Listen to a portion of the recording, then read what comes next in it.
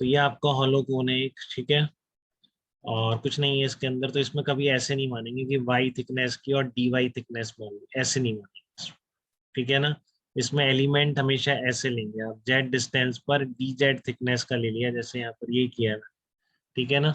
यहाँ पर Z distance ली और उसका क्या ले लिया, डी जेड थिकनेस, ये आपका डी जेड है, स्मॉल थिकनेस। तो ये आप जब इसको ओपन करेंगे काट के, तो फिर आप इसका एरिया लिखना है ना, तो एरिया होगा लेंथ इंटू विड्थ, तो ये विड्थ है उसका, ठीक है। कितनी विड्थ होगी, डी जेड विड्थ होगी। तो इसका एरिया कितना हो जाएगा, ये जो आप रिंग मानेंगे इसका लेंथ इंटू विड्थ, लेंथ हो जाएगी 2 पाई इंटू स्मॉल आर, इसकी रेडियस, ठीक है। देखो लिख रहा हूँ मैं यहाँ पर, इस डीएम लिखने के लिए मैं क्या लिख रहा हूँ, sigma into D.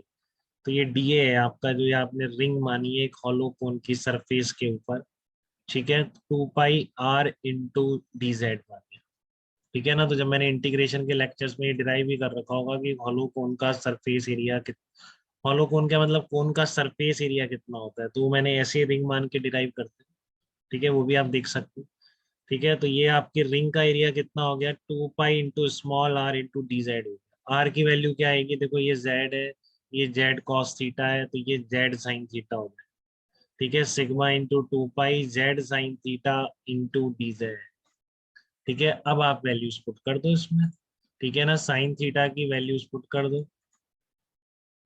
Sign theta की capital R upon small L, 2 pi into Z, sigma हो गया M upon pi R L, ठीक है। तो कितना आ गया, 2m/L² Z into D Z.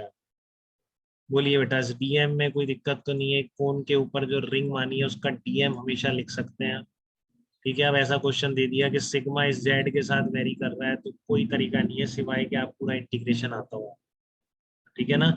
Uniform है तो ठीक है, यूनिफॉर्म का तो आपको याद ही है, पूरा इंटीग्रेट तो कभी नहीं करेंगे यूनिफॉर्म कोन के लिए।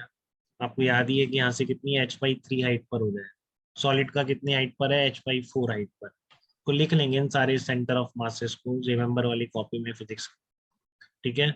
और डेली देखते रहेंगे तो बस एक वीक के अंदर सब रट जाए, कभी भी यूज करना हो तुरंत यूज करें, ठीक है।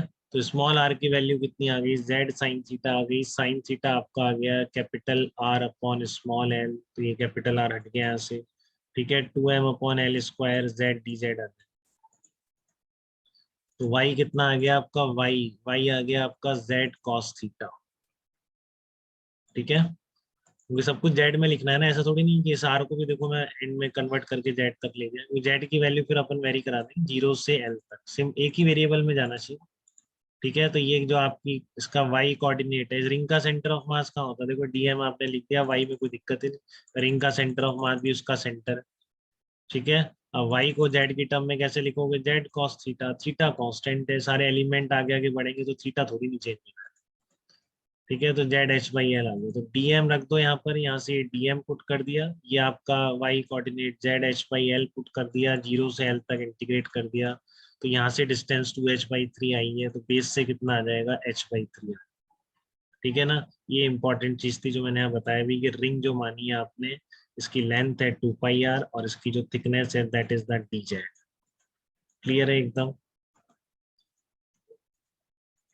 यहाँ तक कोई दिक्कत नहीं किसी को, हॉलो कौन सॉलिड कौन दोनों के एकदम आ गए बेटा, बताइए। अब इस यस अब स्फीयर के निकाल के देखना बच्चे, यस सर।